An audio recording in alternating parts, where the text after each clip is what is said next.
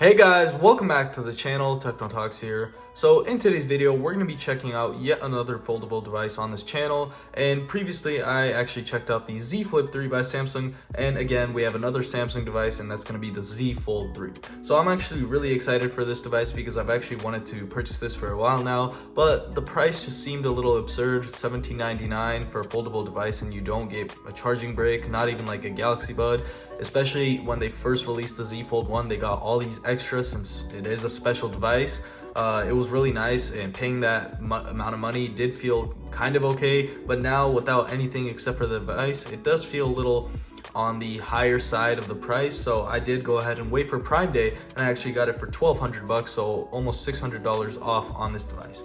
So let's go ahead and check this out. I did get it in the green color. There is going to be three colors. There's black, green, and then there's this whitish color. I keep forgetting the names. They do have different names for them, but those are basically the main colors you get. So here we have the box right here. As you can see, we get a nice little Z in the front. It does have this green accent on the bottom, and then the top is a little shiny right here. I'm pretty sure the camera does pick that up. And then it says Galaxy Z Fold 3 5G. Flip it around. We do get some information. So packaging contains Z Fold 3 5G. I'm not sure if it says the color on here. Maybe on this thing right here. Nope. So no color, but it is fine. It's going to be a green color. Again, as I said, I keep forgetting the name. So this does have 256 gigabytes of storage, and then we also get 12 gigabytes of RAM with the Snapdragon 888 chipset. So the 888, not the 8 Gen 1, as this was released a couple months before the S22 series came out. So now we're actually waiting on the 4 series of the foldable devices that Samsung is going to be releasing, and that is actually really soon. I'm pretty sure they've already announced it, but if I'm wrong, just correct me on that. But I'm pretty sure it's almost going to be releasing really soon, and maybe in a couple months. So let's go ahead and open this up. So I already cut the tape on the bottom, and that is it. So here we have the device, nothing on the top portion of the box. Here we have the device.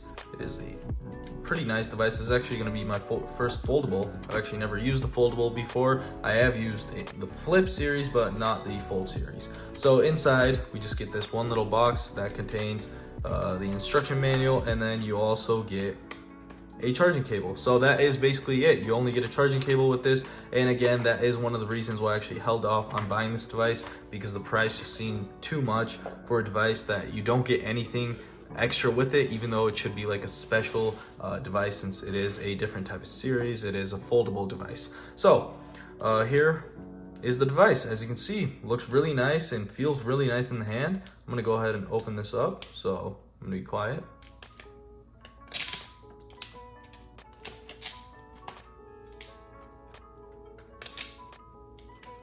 All right, so I'm actually not sure how we open this up,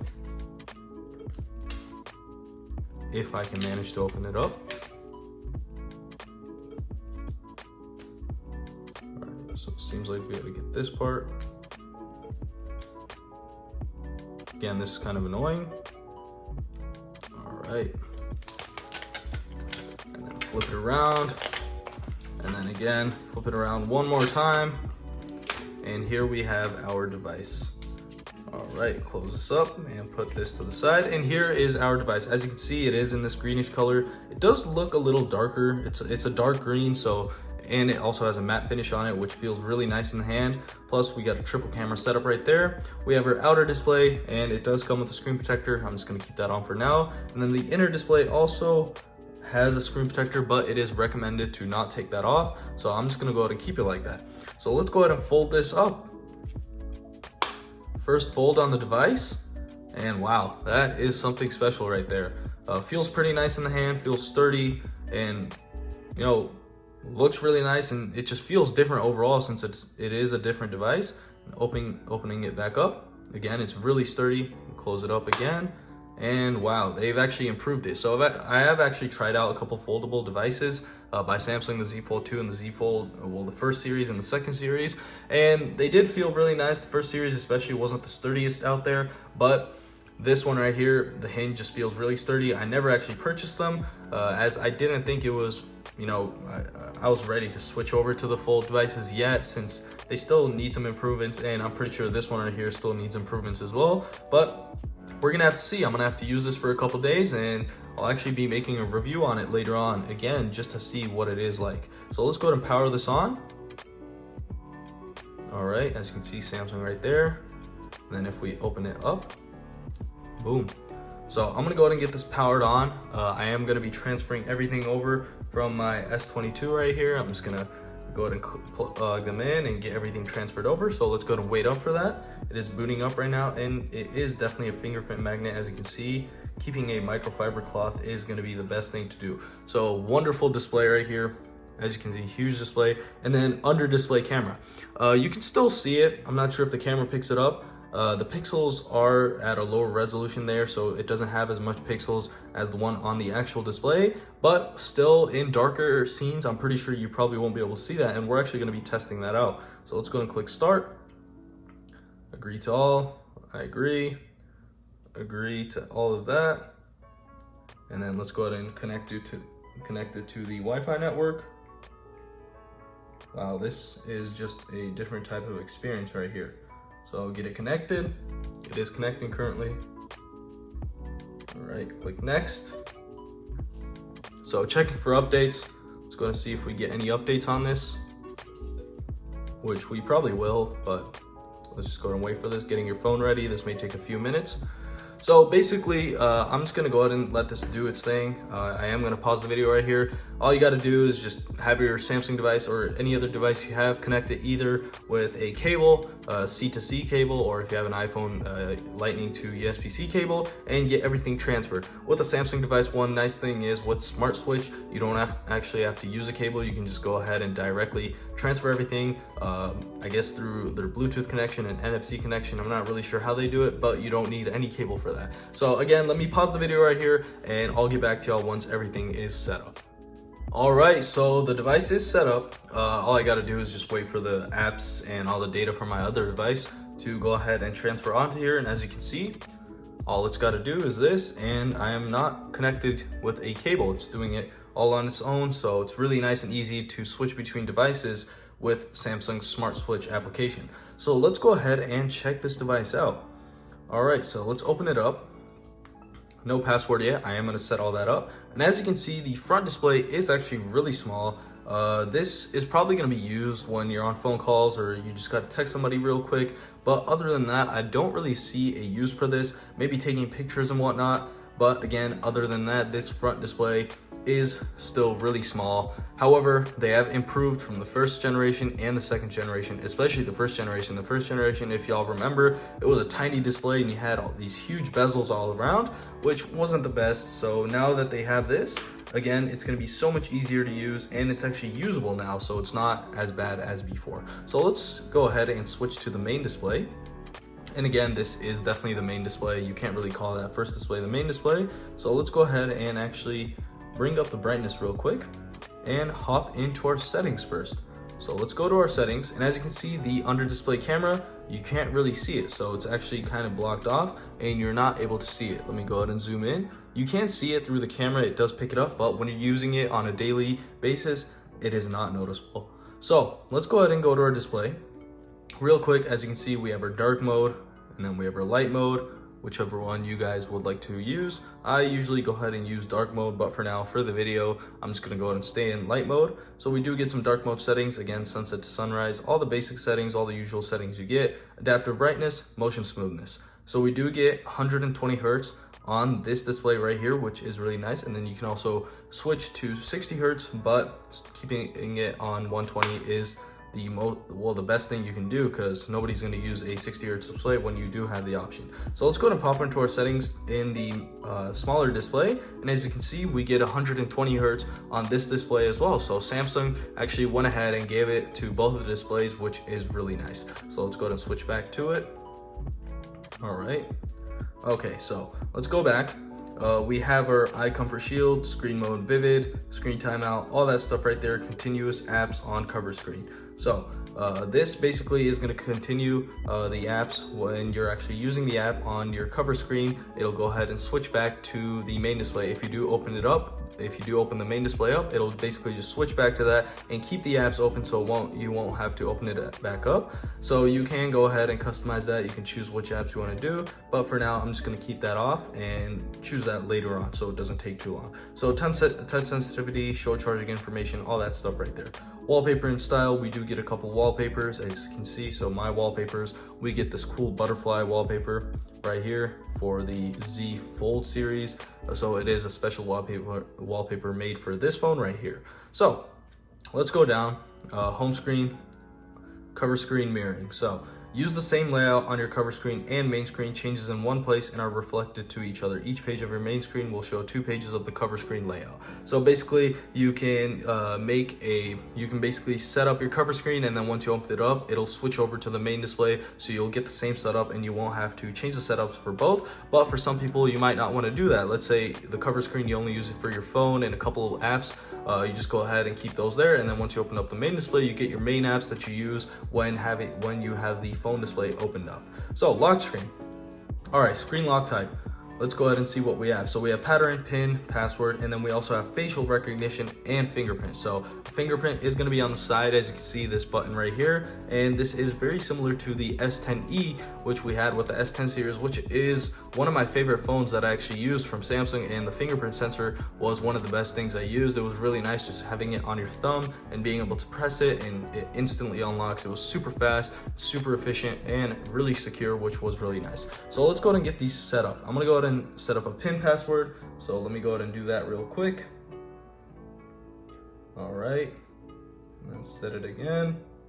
Okay, and now that we have our pin set up, we do have all the lock screen things right here. So I'm gonna go ahead and go back and then actually go ahead and go to our screen lock type, enter the pin in, and then now set up our facial recognition and fingerprints. So let's go ahead and start with the fingerprint. Continue, scan your fingerprint, and then again it shows you where to scan it from. So all you got to do is just place it right here. I'm gonna go ahead and do that. Really easy and really fast, which is really nice. Go to move it around a little bit. All right, change the position, flip your finger around. Usually the thumb is going to be the best finger to use for this case, unless you actually want to use your your pointer finger as well. So done. You can add a couple more just so it works faster, but for now I'm just going to be adding one. And now let's go ahead and do our facial recognition. So for the face, continue. Basically, we're just going to be looking at it.